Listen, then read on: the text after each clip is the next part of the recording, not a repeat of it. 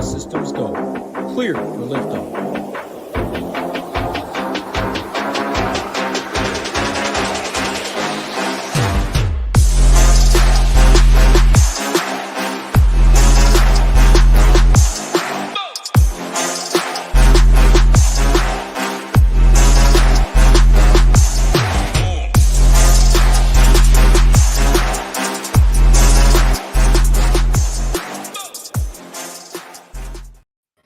What's going on, everybody? We're back talking hoops. Happy Tuesday afternoon. Little 5-game slate. LeBron is out. We got that news yesterday, so Lakers definitely the story of the slate. Hartenstein most likely to miss. Jericho Sims starting.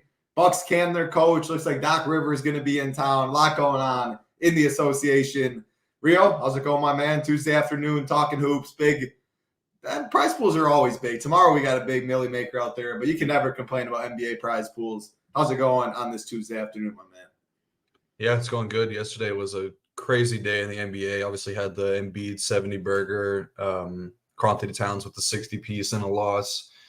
I mean, even Kevin Durant had a huge game that kind of all these big games got overlooked. Luka, Tatum, Giannis all had huge games, and they all just kind of got overlooked by Karl-Anthony Towns and Embiid. But yeah, I'm doing pretty good over here. I know we had a successful weekend in the NFL streets. A lot of big winners. Tambo obviously had the big showdown shipper. I know a lot of people had success on Sunday as well, so shout out to everybody over there. But yeah, pretty straightforward 5-game slate. A lot of tickets up for grab for the Millie tomorrow, so make sure you get into some of those satellites. I know that there was some good overlay last night and a couple of the smaller dollar ones, so make sure you check those out when we get closer to lock.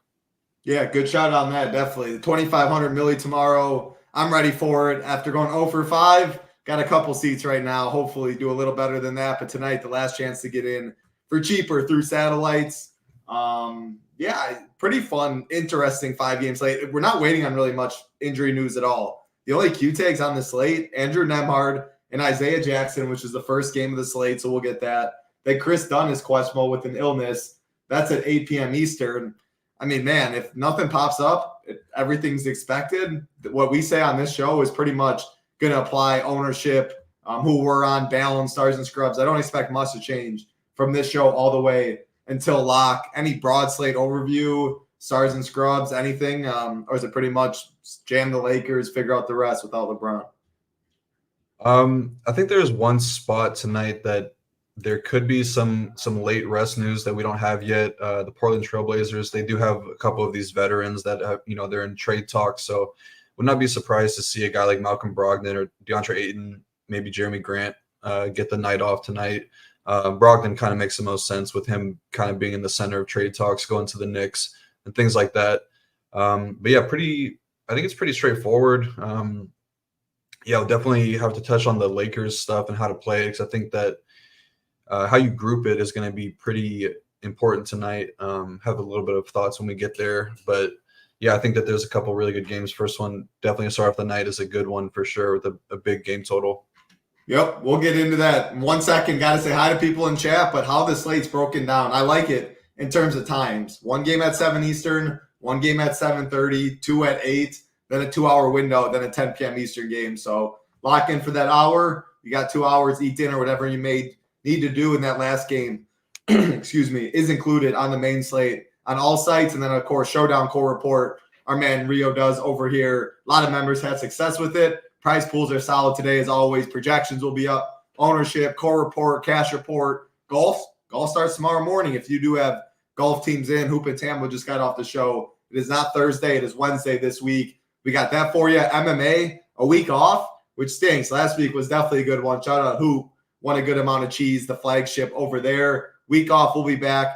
NHL still going on, though. NFL still going on. No better time. Head over to SHIPITNation.com. Weekly, monthly, 6-month, annual packages. All packages except the weekly do include the Discord. Paired by Ben, Sean Sullivan, Evans in here, our man Jordan, Go Collect, William, Beetle, Reezer, Shark. I said a lot of names a couple times. Appreciate Steven.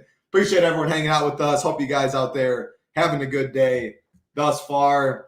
Go Lions, rooting for them.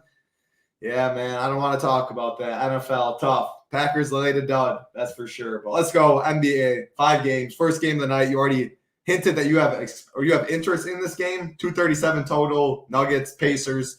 Nuggets favored by 5. Injury report, I said Andrew Nembhard, Isaiah Jackson is questionable. If Nembhard's out, it's actually pretty big news. TJ McConnell, he's already getting some ownership on FanDuel, 5,200. Point guard not as strong. DK, though, if Nembhard were to miss, expect TJ McConnell at only 5.5 to get some ownership. Assume he's in. Talk about those scenarios. Talk about if he is out and if Isaiah Jackson news does anything for you as well. Tyrese is still out. Denver is full strength. Yeah, so the main story here, obviously, Tyrese Halliburton going to miss the next couple of games with the injury management, saying that they rushed him back a little bit too soon with the hamstring/groin injury. So he'll miss the next couple of games. So we'll get a lot of Nembhard, TJ McConnell running the point. Nembhard, he's been questionable with the same injury. I think it's a back thing, which he's missed games with. So definitely have to keep an eye on it. We'll get that news earlier in the day because obviously it's the first game on the slate. But yeah, if he misses, TJ going to start again.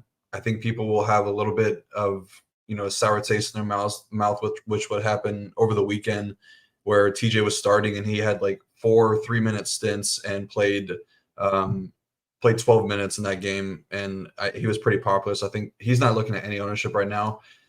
I kind of preferred Nembhard to be in because I do have a little bit of interest in TJ McConnell. Just thinking about what Rick Carlisle said over the weekend, just with the game being a back-to-back and with that being their last game on the road trip, he wanted to kind of extend the rotation. He's been doing that a lot, though, with Tyrese Halliburton missing. He said that he's going to run 10 to 12-man rotations with Halliburton out, but TJ McConnell is definitely the type of guy that could break the slate at 5.5K, and if he's not starting, going to be going up against the second unit guys on the Nuggets, guys like Reggie Jackson, which should be much easier for him, so I would not mind him if Nembhard is in. But outside of that, don't really have a lot of interest on the Pacers side of things. Buddy Hield and Pascal Siakam are playing the most minutes, but it's not even that much. It's like low 30s minutes. Haven't really seen huge usage upticks with Tyrese Halliburton out. Buddy Hield has seen more of an assist increase. I think that he's okay, 5.8K, but don't really have a ton of interest in many guys on the Pacers side of things outside of TJ McConnell. And on the Nuggets side, Jokic been playing great lately. He has scored 34 and 42 points in back-to-back games. Teams are kind of letting the Nuggets beat them with Jokic scoring. They don't want to let the secondary guys score as much and have Jokic be putting up these crazy triple-double numbers. So he's been scoring a lot more lately. Pacers are a slightly better team in terms of DVP versus opposing centers, but they're one of the worst rim defenses in the league. So I think that Jokic is totally fine. Great option as a spend up. Going to be him and Anthony Davis up top, pretty much getting most of the ownership in terms of spend ups. So I think that you could probably get to both them pretty easily. I do love this spot for him, though. Jamal Murray been playing a ton of minutes lately, too. 36 plus minutes in 4 straight games. Would be a much better match for him if Nembhard were to miss, because Nembhard's a pretty solid defender. Kind of a tougher matchup for 3-point shooters, but Jamal Murray can get it done in multiple ways. The Pacers are one of the best 3-point defense in the league, but they're dead last in ISO defense. So I think that Jamal could definitely find some success scoring the ball. So I don't mind him. And then Michael Porter Jr., 6.5K. He's probable tonight. He's probably going to play. Like I said, not a great matchup for 3-point shooters, but he did have a really good game versus the same Pacers team a couple games ago. Went 7 for 11 from deep for 51.5 DK points. So he's definitely got that upside, but I think I will take the savings and the better matchup for Aaron Gordon, 5.9K, power forward eligible. Pacers bottom 3 rim defense and dead last in DVP to opposing power forwards. And Aaron Gordon has logged double-digit rebounds in 3 of his last 4 games. So I like the spot here for him a little bit more than Michael Porter Jr. Great breakdown. So you mentioned the weird rotations for McConnell, for Miles Turner, for a lot of those guys that night. Was there any, did you hear any coach talk on it? Was there any more in-depth thing you can say about that? If McConnell starts, if Nembhard's out, I'm not worried that's going to happen again, but did you hear anything?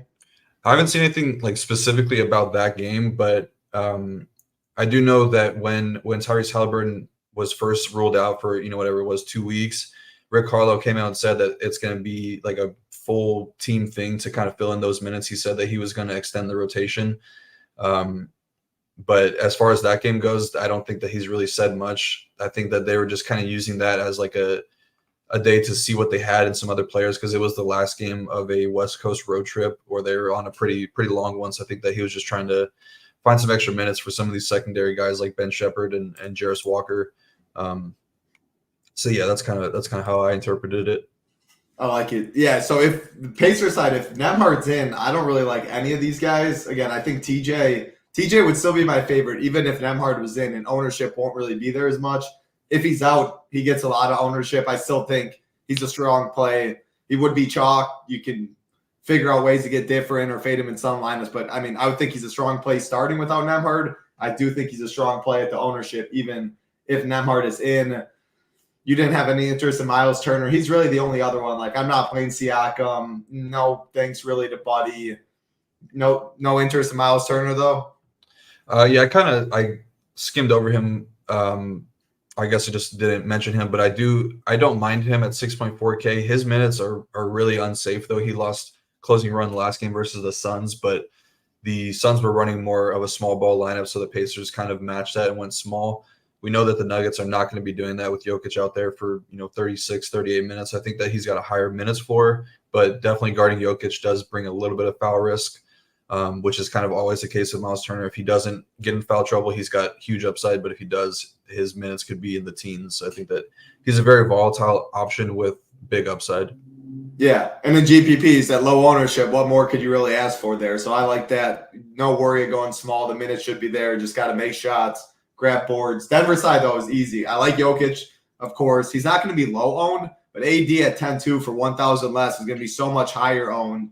There's enough value on this slate. I think he is a strong play. I like your Jamal shout. 8.4K is good. Aaron Gordon at 5.9 I like as well. I think all three of those, they're my three favorite plays in this game. I like the Denver side more than Indiana side, unless I would then put TJ McConnell up there with them if Nembhard's out. But, yeah, one of those Denver pieces, TJ, maybe Miles Turner, maybe nothing, and then I think you move on. And, again, we're not really waiting on injury news. I guess it's Isaiah Jackson. Last thing on that game is his questionable tag. Like, would that boost Miles Turner a little bit or anything on that side?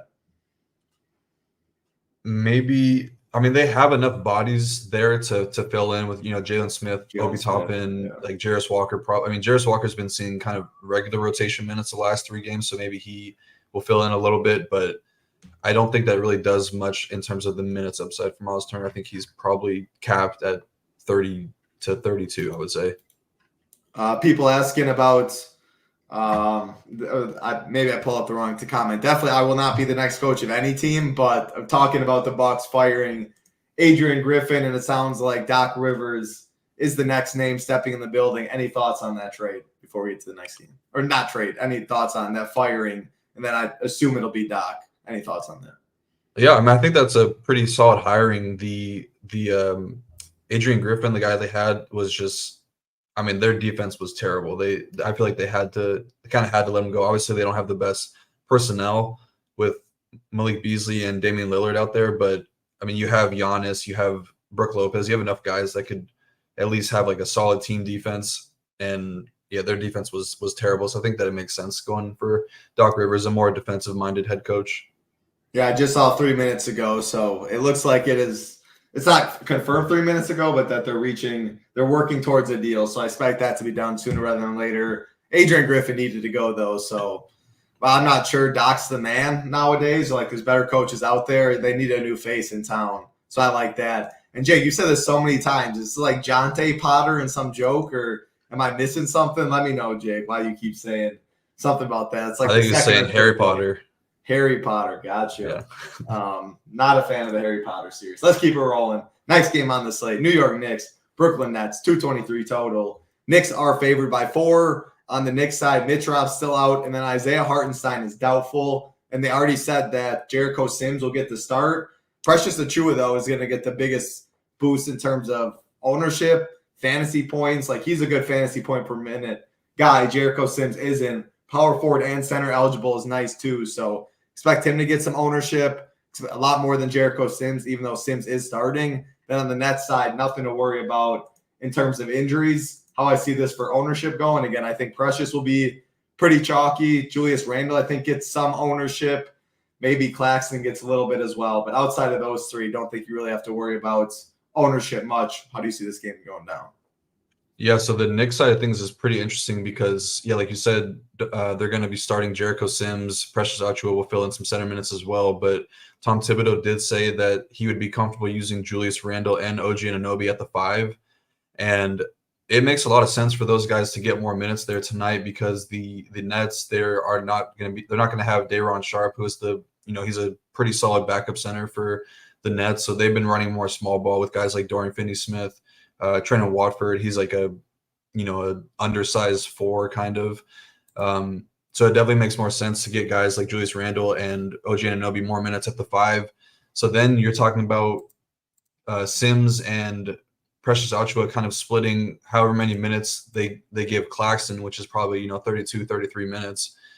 So I think that's a little bit of a volatile situation in terms of the ownership that's going to be condensing around. I guess it's just Precious that's looking at ownership, which makes sense. Yeah, like you said, he's a really solid fantasy point per minute producer, but I don't really know what the upside of the minutes is for him because I don't think that they're going to be splitting 48 center minutes right down the middle. Yeah, so it's kind of interesting situation if you want to give your take on that really quick. I mean, he played the best game he could have played last game, 24 minutes. He played his old squad, 9 for 10 from the field, all that. I think even in like 18 minutes, though, what do we want at 20 points or something like that, 20 DK points, I think I'm fine with.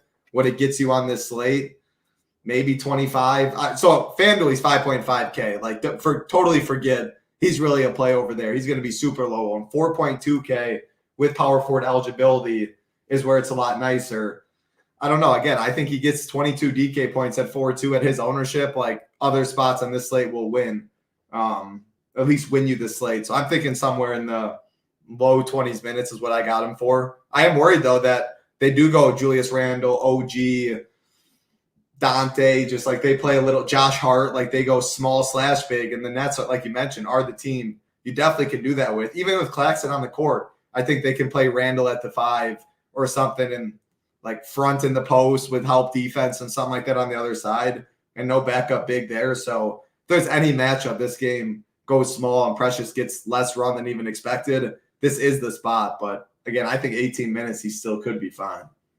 Yeah, I think I agree with you there. It is worth noting that OG Anunoby has guarded guys like Nikola Jokic in the past. So I think that he is pretty well equipped to guard a guy like Claxton, who's not on the same offensive caliber as Jokic. But yeah, it's a definitely interesting situation. I'm not sure how I'm going to play it yet because even in our projections, Precious is not projecting like a super positive value. We have him for around 22 minutes.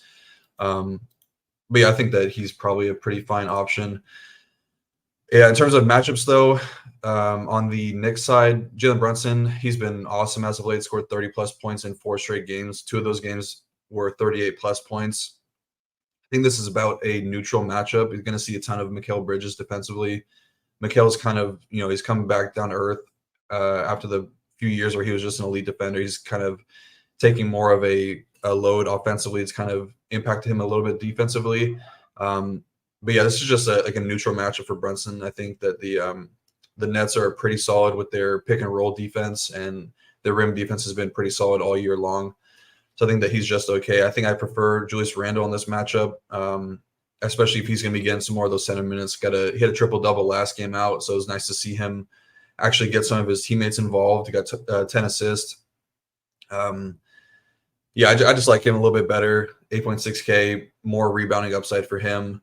I think that some of these secondary guys, though, OG Anunoby, Dante DiVincenzo, Josh Hart, are a little interesting. The Nets are a little bit more vulnerable to 3-point shooters and catch-and-shoot shooters. I think that OG, a little bit of upside. He's been on the Tom Thibodeau cardio plan, playing 40-plus minutes in 3 of his last 4 games. He's going to see that on a nightly basis. So I think that he could kind of grind his way to a pretty solid fantasy game. Josh Hart, if they decide to go small, should see more minutes as well, 4.5K. Reasonable price tag for him. And on the net side, not a ton of interest in this one. I think Mikal is in a decent spot. The Knicks interior defense is going to take a little bit of a hit with no Hartenstein, no Robinson down there. And the Knicks have been a little bit more vulnerable to pick and roll guys. So I think that if he gets that going a little bit, he could be okay. Same thing for Claxton. They're allowing the 5th most points to pick and roll men this season. And Claxton playing pretty solid minutes, seen an uptick in his shot volume over the past 2 games or so. Dinwiddie played 32 plus minutes in 3 straight games. Been really just a solid fantasy producer in those games when he's seen the minutes, about a fantasy point per minute producer in those 3. And he's going to be matched up with Jalen Brunson for most of the game. So I think that he's a pretty solid value, but that's pretty much what I'm looking to on both sides of this game. Any thoughts on Dinwiddie? You didn't mention him, so I assume no, but he's the only other net. Like Claxton's definitely my favorite, and then Bridges and Dinwiddie. Like if I have 5.6K, please give me 30. I don't love the upside. Like to answer this question, I don't think his upside is. I don't see him going for 40 plus, but you don't really need that on this slate. What are your thoughts on Dinwiddie? I just mentioned him at the very end right there. I think that he's solid, but you're kind of comparing him to, I guess, if Nembhard is out, then like TJ McConnell, Austin Reeves. Yeah. So I think he would probably be the number 2 if Nembhard is in. I think I prefer Reeves, but I think that he's a solid cash game play, I would say. Don't really know what the high upside is for him. Yeah, but even like on this 5-game slate, like what it gets you at 5.6K, if he gets you 30, 32, like you're good with that. So I'm good with Dinwiddie. In that side, it's really just those 3, Claxton, then probably Bridges. Dinwiddie is how I rank it, but I'm fine with either of them. Don't want too much net exposure. I do like Claxton, though. On the Knicks side, we talked about Precious. Yeah, that's what we were talking about, Travis Duarte. So probably rewind like 2 minutes. I think a good pivot if you don't play Precious is like a Josh Hart, though.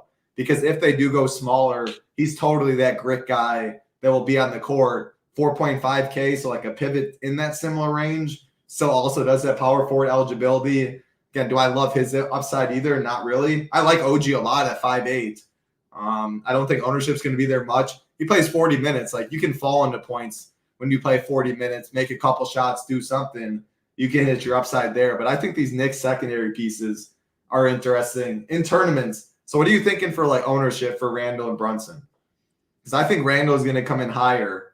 And if that's the case, pretty much the same price. I don't know. Brunson's been absolutely balling. Randall can tilt me so much. I think I lean Brunson a little bit to Randall right now. No strong take, but I think the ownership, any takes there, or do you think it'll be pretty similar in ownership? No, I definitely could see Randall coming in probably 2x the ownership on Brunson. And in that case, you probably just want to go with the lower owned guy. I mean, Brunson has shown really big upside lately too, so I don't think like the matchup is great or terrible for him, but he's just been scoring the ball as good as he could in the last couple of games. So I think I would probably lean Brunson just for the ownership, but I do prefer the matchup for Randall. Yeah, I like that. Makes a lot of sense. Appreciate that, Sheets. I hope you had a great time in Toronto at that card. Pretty solid card for sure. Appreciate those words though, Sheets. That question probably will be coming in a couple games. And we had 2 questions, Achua or Mason Plumlee, if you had to pick. Ooh. Damn. Remember, Achua does have power forward eligibility. So if it was just a straight coin flip, nothing, I think you decide with the extra eligibility. But yeah, I think I would agree with you too. And if Plumlee's going to be guarding Anthony Davis, so there's pretty big foul risk there. So I think I would probably lean Achua. I do slightly as well. So yeah, that's Knicks and Brooklyn. The first 2 games, a couple pieces in each spot. Again, the Lakers are the story of the slate, though. But I do think filling your team with like a Jokic or Jamal or McConnell if Nembhard's in or out, a couple of these Knicks, maybe one net. Like I think that is totally viable on this slate.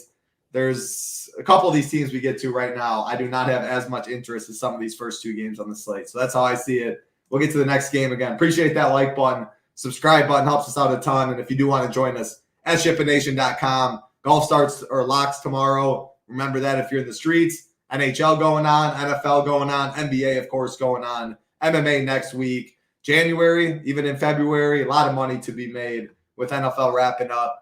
Get in SHIPITNation.com, get in the Discord if you do join a monthly, 6-month, and annual package. Portland Trailblazers, OKC Thunder, 233 total. OKC biggest favorites, sitting at about 13. Looking at the injury report, Shaedon Sharpe is out for Portland. Moses Brown is out as well. Nothing on the OKC side. You did mention that you would not be surprised if a Brogdon or one of these Portland guys were ruled out. It is an hour after lock. Let's assume they are all in, though. Portland's an easy fade for me. I mean, big dogs. Who knows what the heck's going on? in that organization. A Simons is a contrarian spend. If Brogdon does play, I think they're fine. But these are one of the teams, like I like the Knicks more. I like Denver. Like I don't like Portland. So X them out. OKC side, SGA, Jalen Williams, Chet, I think are all strong plays. Going to get some ownership. I mean, SGA, AD at 10-2, SGA right below him. I know we always talk about it. Like he needs 40 real ones. You're not the biggest SGA guy in DFS, but that's a direct pivot that looks, I think you can play them both. But if SGA outscores AD, you're getting a big ownership discount on that. Of course, different positions, but yeah, start with the OKC side and anybody on Portland you have interest in. Yeah, I agree with you exactly what you said about SGA. I think that he's a pretty solid pivot to Anthony Davis. I mean, actually, ownership-wise, you're really not getting that much of an ownership discount. I'm seeing like around 20% on SGA. I was hoping he'd come in a lot lower owned, but it's a pretty small slate. But yeah, he is a great option tonight, regardless of the blowout scenario. Should be able to get all the points that he wants. I mean, he's one of the best and most consistent scorers in the league. Blazers are just one of the worst interior rim defenses in the league, second worst in transition defense, and OKC is the top overall transition offense this year. So I think that all of these guys on OKC make a ton of sense. SGA, Chet, Jalen Williams, even Josh Giddey at 5.8K can make your player pool. Obviously, I don't think that a 70-point blowout is happening again, but you can see what the upside could be for all of these guys. I mean, all of them kind of paid off their price tags in 20 to 24 minutes. I think that really any one of them makes a ton of sense. I don't think the matchup is like crazy enough to consider a Simons or like Brogdon or Jeremy Grant if they play. I think that if you do land on them, which you probably wouldn't just because projections won't get you there, they're really all projecting as negative values. But if you do get there, I think you would want to game stack this game and get, if you landed on Simons, you'd want 1 to 2 of Jalen Williams, Chet, SGA, Josh Giddey, because matchup wise, some of these guys do have a little bit of upside. The Thunder are allowing the 7th most 3-pointers per game. They're one of the top defense in the league, top 4 rim defense, but they're allowing the 2nd most points to catch and shoot shooters. So I think that a guy like Simons could have a little bit of upside, but I think the blowout is just way too likely for me to get to any of these Portland guys. How would you rank Chet, Jalen Williams, SGA, Giddey? I do like the Giddey call too. He's my 4th out of those 3, but I do think all 4 of those and only those 4 are really in play for me on the OKC side. But do you have a ranking? I think I'm going to go Jalen Williams, SGA, Chet, Giddey would be the way I rank it. I like it. I'd probably go SGA would be 3 because of the price. It'd be one. You said Jalen Williams first, so I'll go Jalen Williams 1 first. But I like Jalen and Chet in this matchup for sure. I mean, if the game stays somewhat, even if it goes 13, like Portland covers and it ends at 13 or 12, they get that last run, man. Someone in this game is going to smash. And if a Simons gets ruled out or basically if Simons or Brogdon get ruled out, I would like the other one at that mid-tier price tag. But they're not on the injury report. That was just maybe speculation. You wouldn't be surprised with them around the trade talk. They're really bad, etc. But assuming they're all play, nothing on Portland. Chet, Jalen Williams, SGA, Giddey on the OKC side. And you got a crystal ball on you, Rio? Do you know who the Isaiah Stewart upside play is for today? What was he priced last night? Like in like the 5K range? Something like that. I think low 5s. I think that I might have one in this next game. All right. No time to waste. Utah Jazz. Rio's Utah Jazz taking on New Orleans Pelicans. 240 total. Pelicans favored by 6 on the injury report here. Chris Dunn is questionable. So that is, on this slate, it's big news for sure. It's an hour after lock. Hopefully we get it before. But he's Q tag. Pelican side, there's no injuries to talk about. I'll just throw it right to you. You can get to the Isaiah Stewart if you want. But talk about Utah and Pelican side in depth because I think this is probably the best game. I mean, obviously the Lakers side is really strong. But when you're taking into consideration the other side, I don't know. I guess I think Harden, PG, all of them are fine. But for their ownership, for their pricing, et cetera, I think this would be the game stack if I had to pick, excluding the Lakers team. What about you?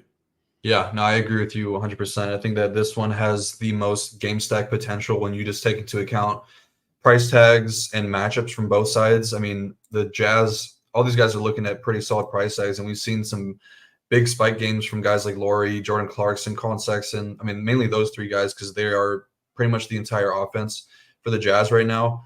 Pelicans have been one of the better defenses over the past, month or so, last 15 games. They rank 6th in defensive rating. Jazz are 9th. So I definitely don't want to overlook that or overstate it too much, but the Pelicans have been more vulnerable to 3-point shooters this season, especially catch and shoot guys. I think that Laurie, Clarkson, Sexton, all these guys have been playing really well. So I think they all make a ton of sense. And then in terms of like the Isaiah Stewart type plays, I think that one of Walker Kessler or John Collins gets there tonight. Just it depends on how the Pelicans run it, because the Pelicans are a team that could play more small ball with Zion, Larry Nance, just kind of move guys up a position. So I think that would benefit John Collins more in this matchup. And if they play Joe Val his full 28, 32 minutes, I think that Walker Kessler makes more sense at 5K, because we did see last game the Jazz played the Houston Rockets. Walker Kessler started the second half for John Collins for the defense on Alperen Sengun. Joe Val is definitely not Alperen Sengun, completely different type of matchup, but he's a big body center and they'll definitely need the size. I think that Collins would probably get worked down low if they start with him. So I would prefer Kessler in that scenario, but yeah, I think one of these guys has a pretty decent game and pays off their price tag. But I think Sexton is my favorite play on the Jazz side. He's just been shooting the ball so well lately. He's scored 40 plus DK points in 4 straight games, seeing more minutes as well. I did want to mention like the minutes things too, because the Jazz have on this big hot streak that they're on right now. They've played really well over the last like 20, 24 games, whatever it is. They're not really running any one guy a ton of minutes. I think that Laurie is probably averaging around like 32 to 34 minutes a game, which is the most. But they're coming off back-to-back losses, and with this being another Western Conference game, they lost to OKC, they lost to the Rockets. I think we could see a little bit more elevated minutes, especially if Chris Dunn were to miss. Gonna probably elevate the minutes floor for a guy like Jordan Clarkson and Colin Sexton. In terms of who that brings into the starting lineup, there's a couple ways they could go. I think that it could be Keontae George, could be Ochai Agbaji starting at the 2. They move Sexton to the 1. Or it could just be Jordan Clarkson slotting in as the shooting guard. So I don't really know exactly how it's going to go. I'd have to see projected starters if Dunn were to miss. But I actually do think that, yeah, like you said, it does have a little bit more of implications on this small of a slate. It could just condense the rotation a lot. And on the Pelican side, I think that all of their big three, Ingram, Zion, CJ, all in really good spots here for different reasons. Ingram and CJ have good matchups neither of them take a ton of 3-point shots, but the Jazz do funnel a lot of offense to 3-point shooters, and they're dead last in transition defense. I think that would benefit Zion a ton.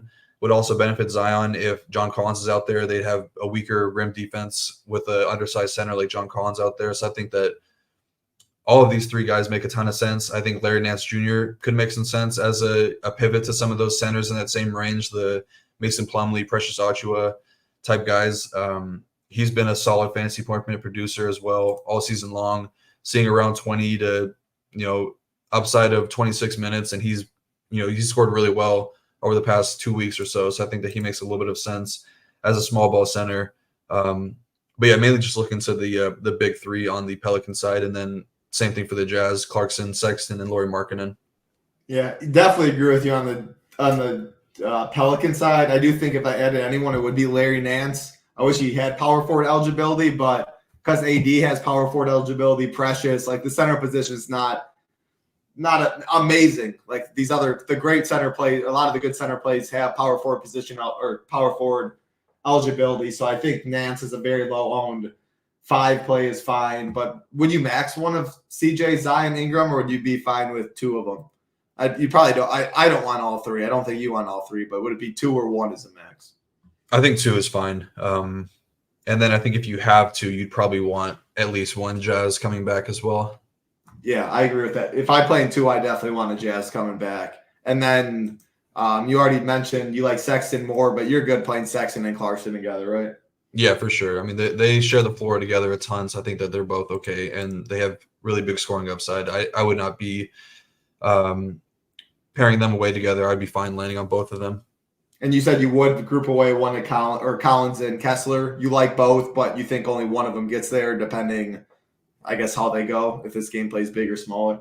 Yeah, I would definitely want to be max one of those two. Probably even toss in Kelly Olynyk in there too. Oh, I guess he's cheap enough to consider, but yeah, definitely max one Collins Kessler for me. I like it. Yeah, I think Fontecchio's fine at 3.6. Kelly O's fine at 3.7. Like, all these guys are fine as cheaper pivots to chalk precious that, I mean, very well, if they score 18, 19 and what it gets you on the slate, maybe double spends, etc. Some of these Lakers guys are cheaper down there, but I think they're all fine as cheap punts. Larry Nance, Kelly O, Fontecchio, etc. I do. So the done news is important. Like, if Keontae George starts, we'd like him. If Clarkson starts, we'd like him even a little more. So if Obaji starts, he'd be a good play. So we do have to monitor. This game is an hour after lock. It's an illness. Hopefully, I mean, we could get it before lock, and it makes stuff a lot easier. But that's the last piece of news we're really waiting on this one. I don't got much to add. I will say I like Laurie, and I like your shout on they're down or 2-game losing streak, playing another competitive team in the West. Like, maybe Laurie played 38 minutes last game, 35 before. You give me mid to upper 30s minutes. I love that price tag and the ownership at Laurie. 8.1K. Said at least 9 boards in the past, 9 games, something like that. Yeah, he's been rebounding it really well. Yeah, and they're going to need him in this matchup to rebound as well. So I think he's pretty interesting. 1 game left. How many people would you stack from this game? I don't know. If I got to 5 of these guys, I think I'd be fine. But if I played 2 of these guys, I think I'd be fine. So no strong and lean here. Any answer to that? I don't necessarily think you want to force in a stack. I just think that it's an interesting game to consider stacking. But I would be fine probably with 3 to 4. I think 5 might be a little bit too much because then you're talking about, I guess on the Jazz side, you could consider 3 guys. Fontecchio, John Collins, Zion, Sexton. Yeah, I mean, I guess you could maybe add Ingram. Probably more than likely 4. But it's just I'm not going out of my way to stack this game or get pieces. I'm not going. If I only have 1 piece in this game, I think it's fine too. It's just of all games to stack, this would be the one. So I don't know. I wouldn't worry about that too much though. Then last thing, stars and scrubs back-to-back nights. I think mid-tier or stars and scrubs. I think there's enough strong mid-tier plays that you want at least some of those guys there. What are your thoughts, Rio? I mean, I want at least 1 stud, I think. Whether that's high 9K, low 10K on a slate like this. I think I want a Jokic, AD, I guess if you do include the Zion, the Randalls, the Brunson, SGAs. I think I want at least 1 there, but just 1 wouldn't necessarily be considered stars and scrubs. So last thing before we get to the last game. Yeah, I think in a single entry type lineup, it's probably going to be stars and scrubs. There's just so much value, cheap value too on the Lakers side of things. Precious, like you said. So I think you could pretty easily get to 2 of Jokic, AD, and SGA tonight.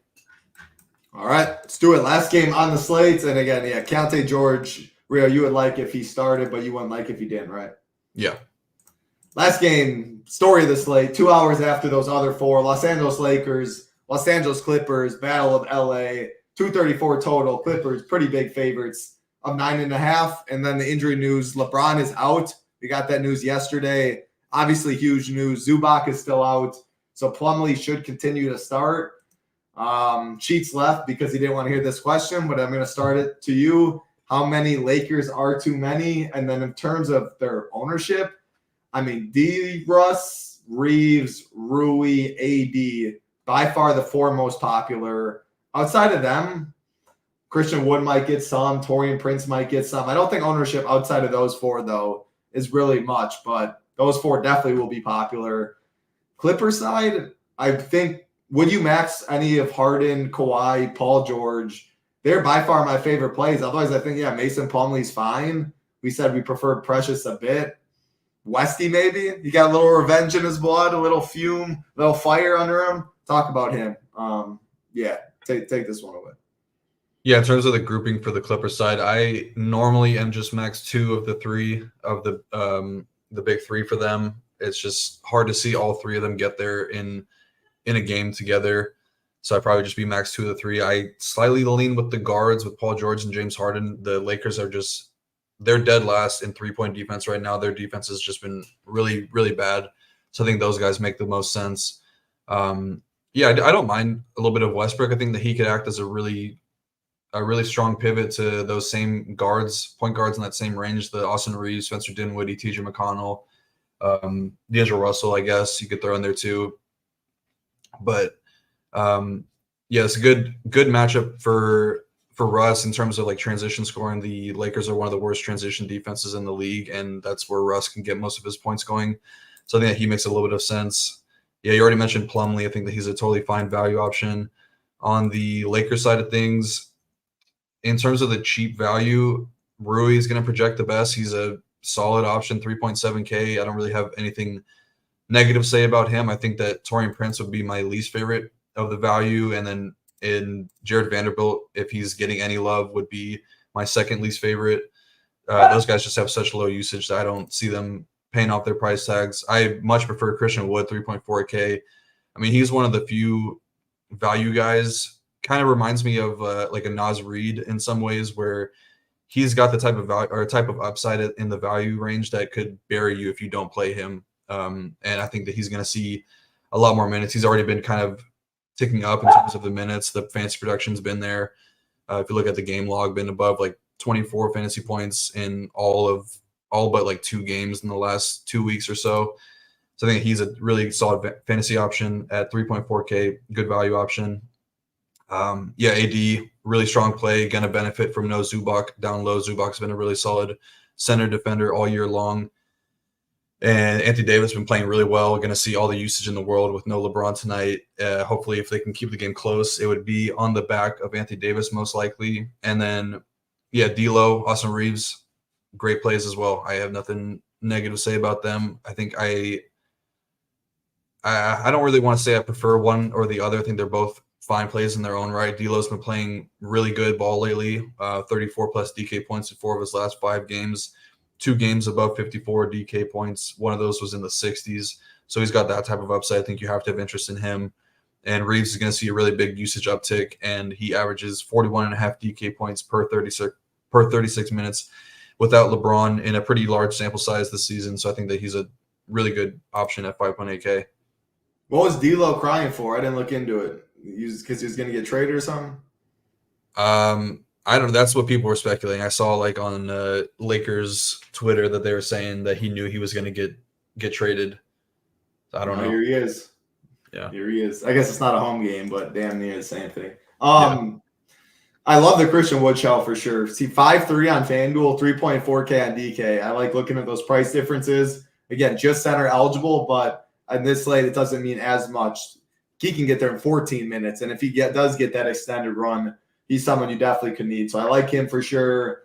I like Westbrook. Yeah, I mean, he's in his range. He's definitely going to be a lot lower owned than the Reeves, the D-Russ of the world, the McConnell, if there's no Nemhart, etc. And he has that upside. Like, I do believe this is a game. He can get up for any game, but I do believe this game he probably has circled.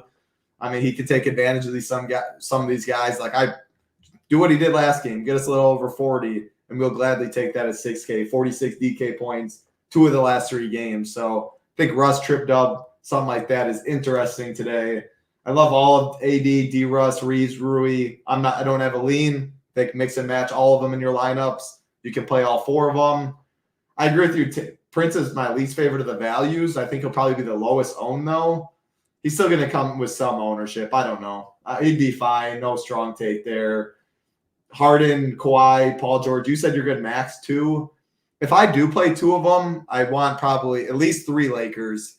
Probably would go 4 or 5. And that's not even hard on this slate at all. So I do think 2 in the game stack is totally fine as well. That's pretty much everyone in that game, though. The studs on the Clippers side, max 2. I think Plumlee's fine. I like Westy. Would you throw a rule with Westy with those studs as well? Like, would you throw Westy in that max 2 boat? Because I don't know if I want to play 3 of those 4 guys, even if it is Westbrook. 6K is still a decent bit. So what are your thoughts there? Yeah, you probably would want to. I think you'd probably want to toss him in there as well.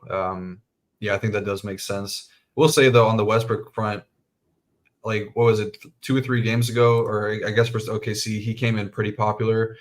Only played 22 minutes, put up 20.5 DK points, and we were all, I think he was, probably 20+% on that slate. Now he's looking at like 5% ownership. I think that he makes a ton of sense in this type of matchup, where outside of Anthony Davis, who will obviously be out there for like 38+ minutes, they don't really have a true center behind him that's going to see meaningful minutes. I think that they could get away playing Westbrook in a small ball type lineup if they do decide to go that route. So I think that he makes a lot of sense as a pivot to some of these guys in the same range. Got shown really big upside as well. So I think it's a good shout on him. Yeah, right in between just Reeves and D-Russ in the same game. Well, 5-10%, like something really low, and he has that upside. Chalk Westy, a little tougher to click. But it's still uncertain. He can definitely go out there, play 20 minutes, play 16 minutes, and get you 18 DK points. Like, know what you're getting yourself into there, but you can play more chalk around it. It gets you difference. And then I think you're already playing Lakers anyway, so it's just a contrarian Clipper there that has upside. But yeah, there's kind of like Miles Turner. Minutes, floor, ceiling. It's a lot of range of outcomes for the minutes, for the floor, ceiling combo and fantasy points wise. But you play GPPs. You need those big games when you do get them. I think Westy, interesting there. Wins a lot. Let's have a night, baby. Michael W. as well. That's all 5 games. Cam Reddish, it's a no for me. Any thoughts for you? Yeah, probably gonna be a no for me. He was okay last time out, but I think that game against Portland was a blowout. I don't know if he played into blowout there. Give me a second. Look at popcorn machine. Where's that game? Oh yes. So Again, remember, golf locks tomorrow, folks. Golf locks tomorrow. So Cam Reddish, he did not play in a blowout. So yeah, I don't know. He's fine, I guess. Pivot to all the chalk. Man, I would probably Prince. I don't think you should. I don't think you really should get to Cam Reddish. There's Christian Wood down there. There's Taurean Prince down there. Plumlee's down there. Precious for a little more, like the Larry Nances, which we don't even love anyway. I think all those guys are probably Kelly O's, the Fontecchios. I don't know. I don't even love those secondary pieces, but I don't think Cam Reddish really the move today. Awesome stuff as always, Rio. Again, golf tomorrow, NHL this week, NBA going on, NFL showdowns really popular. Main slates, huge prize pools like always. We have 2 weeks left, baby. 2 weeks left. NBA still going on, NHL still going on. Golf, PGA is golf. MMA this week is off. We'll be back next week though. Weekly, monthly, 6-month, and annual packages, all at SHIPIT.com. Great Discord community with a lot of these folks in the YouTube chat every single day. Final thoughts? Anything, Rio, for the people? No, not really. I think we covered everything. Yeah, I like the slate a little bit. I think there's some interesting ways you can go with some of the game stacks that we talked about. I think that's very viable on this small of a slate. So yeah, I'm looking forward to it. Hopefully we can get some more SHIPIT logos up top and get some more of these Millie tickets tonight. I'll be in those satellite streets, so hopefully all you guys finish second behind me. Yeah, absolutely. Rio and I will be back tomorrow talking that Millie Maker slate again. $2,500 $1 million the first tomorrow. Hey, let's win some money tonight, though. Boost that bankroll for tomorrow. 5-gamer. Good luck out there, everybody. We'll see you in the Discord. For my man Rio, I'm Titletown. Have a good night. Be safe. Good luck.